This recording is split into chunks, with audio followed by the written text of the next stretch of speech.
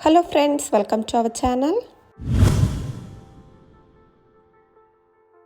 இந்த வீடியோல சுவையான சக்கரை பொங்கல் எப்படி செய்யறது பார்க்கலாம். இது செய்யறதுக்கு 1 கப் அளவுக்கு பச்சரிசி எடுத்துர்க்கேன். இத ஒரு குக்கர்ல சேர்த்துறலாம்.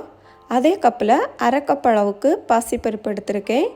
அதுவும் பச்சரிசி கூடவே சேர்த்து நல்லா கழுவி எடுத்துறலாம். இப்போ இதில் 5 கப் அளவுக்கு தண்ணி சேர்த்துடலாம். நான் 1 கப் பால் அது கூடவே 4 கப் தண்ணி சேர்த்துருக்கேன். பால் சேர்த்திங்கன்னா டேஸ்ட் நல்லாயிருக்கும். நீங்கள் 5 கப் தண்ணி சேர்க்குறதுனாலும் சேர்த்துக்கலாம்.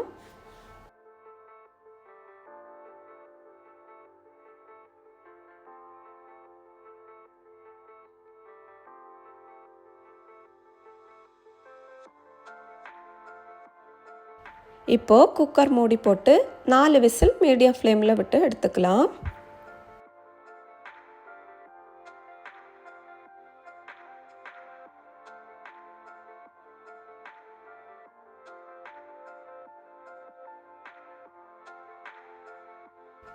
நாலு விசில் வந்ததுக்கப்புறமா ஃபுல்லாக ப்ரெஷர் அடங்கினதுக்கப்புறமா குக்கர் ஓப்பன் பண்ணிடலாம்.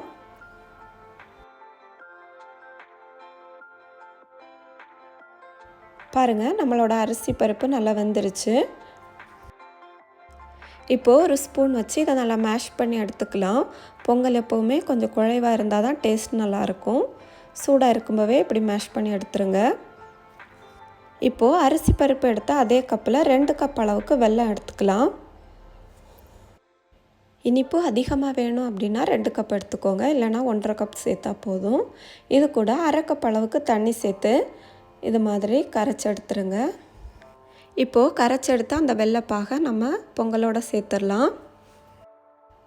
இப்போது ஃப்ளேம் ஆன் பண்ணி நம்ம சேர்த்த வெள்ளைப்பாகும் பொங்கலும் நல்லா சேர்கிற மாதிரி 5 நிமிஷம் கலந்து விட்டுருங்க. கொஞ்சமாக சால்ட் இது கூட சேர்த்துக்கோங்க. பிஞ்ச் ஆஃப் சால்ட் போதும். சேர்த்து நல்லா கலந்து விட்டுருங்க. 7 நிமிஷத்துக்கு அப்புறமா இதை இறக்கிடலாம்.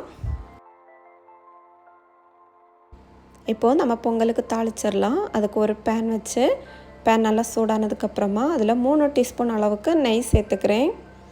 நெய் கொஞ்சம் அதிகமாக சேர்த்திங்கன்னா பொங்கல் டேஸ்ட் நல்லாயிருக்கும். அது கூடவே கொஞ்சமாக கேஷ்யூ கிஸ்மிஸ் சேர்த்து நல்லா ஃப்ரை பண்ணி நம்ம பொங்கலோடு சேர்த்துடலாம். சேர்த்து நல்லா கலந்து விட்டுருங்க. லாஸ்ட்டாக கொஞ்சமாக ஏலக்காய் பொடி சேர்த்திங்கன்னா அட்டகாசமான சக்கரை பொங்கல் சூப்பராக ரெடி ஆயிடுச்சு பாருங்கள். கண்டிப்பாக இதை ட்ரை பண்ணி பாருங்கள். டேஸ்ட் ரொம்ப நல்லா இருக்குங்க. இந்த வீடியோ உங்களுக்கு யூஸ்ஃபுல்லாக இருந்துச்சு அப்படின்னா நம்ம சேனலை மறக்காமல் சப்ஸ்கிரைப் பண்ணிக்கோங்க. தேங்க்ஸ் ஃபார் வாட்சிங்.